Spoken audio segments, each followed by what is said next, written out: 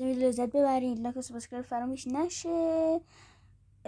ما امروز توی روبلاکس بروکهیون دوباره اومدیم و این دفعه میخوام من برم یه ذره بهتون مثلا چیز نشون بدم، مخفیگاه ها و از این چیزا.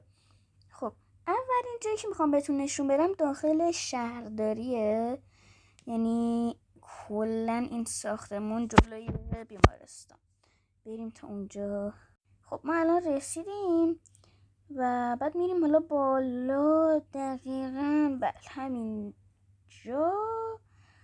اینجا این بغل اگه ببین پشت این ستون یه دکمه سبز اینه. آره اینه. بعد کلیک کنید روش. بعد کلیک وقتی میکنید روش اینجا وا میشه. حالا بعد اینجا این از این نردبونه میرین بالا میپرین. اینجا مثل این که پول درست میکنن ماشین پول درست کن، نمیدونم حالا هرچی هست، پول چاپ میکنن دیگه. بعد خواستینم برگردین میان اینجا پایین. بعد اینو دکمه سبز رو میزنید و میرید عقب. و یکی دیگه چیز دیگه توی داخل بیمارستانه. بریم اونجا بهتون نشون میدم.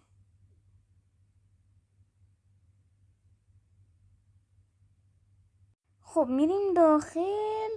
بعد اینجا من توی این اتاق ایکس ری. بعد یه اتاق معمولیه، هیچ انگار اصلا چیزی نیست، خاصی نیست.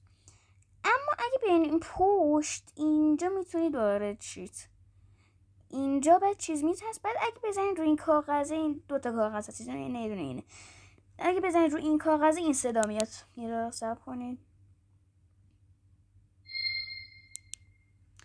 این صدای ترسناک میاد. و حالا بزنید اینم بخونم.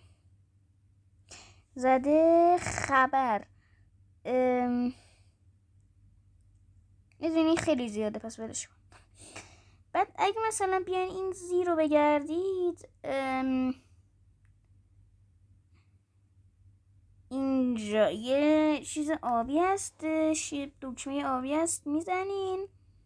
بعد وقتی که میان اینجا دستتون آتیشی میشه انگار. بعد اینجا هم آب نیست، اما به جای اینکه آب باشه خودتون این آب نیست، اما اینجا به جای اینکه چون که آب نیست این چیزا پس این که جاذبه نداره. اینجا خیلی باحال اینش.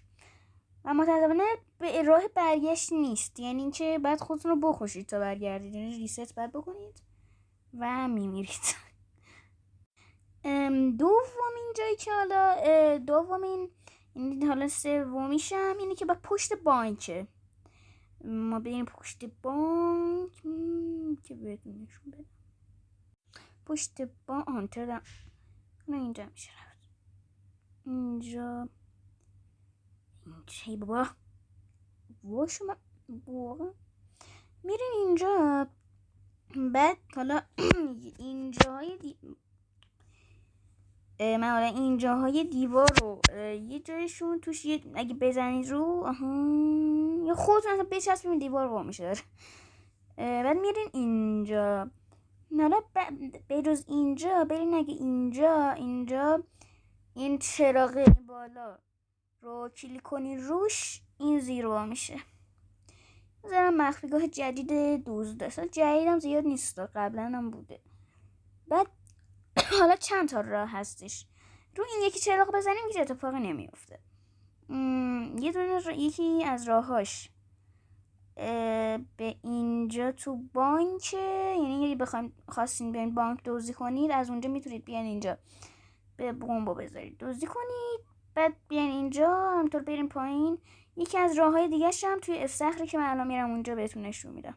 خب این تو میرین داخل چیز استخر. این گوشه ها یعنی اون جهان. آره این گوشه میرین داخلش میتونین برین. حالا من الان یه ذره چاقم اما میتونم برم. به هر حال با کله دارم خودت نگاه کن با کله افتاده بود. بعد اینجا بیشتر شبیه قار بتمن ورودی. میره مثلا این شکلی، این چراغ همینطوری میره. بعد از اینجا میتونید وارد شین. حالا از اینجا هم اگه بخواین از اینجا هم میتونید برید دوباره بیرون ها. بعد میان اینجا و همین یه دونه دیگه. بعد یه مخفیگاه دیگه هم هستش، اون داخل اونجایی که بنزین میزنن. بریم اول اونجا. خب وقتی که رسیدیم اینجا، با ما کلا این تپه اینجا کار داریم. ما میریم اینجا و اگه یه ذره به اینجا کلیک کنیم، این وا میشه. به اینجا یه بار کلیک کنید، اینجا وا میشه. میرین داخل. اینجا هم شبیه مخفیگاه دیگه است. اینجا هم هستش دیگه. و دیگه همین بود بچه ها. ممنون که ویدیو رو دیدید و من ویدیو لذت برده باشین و لایک و سابسکرایب رو فراموش نشه.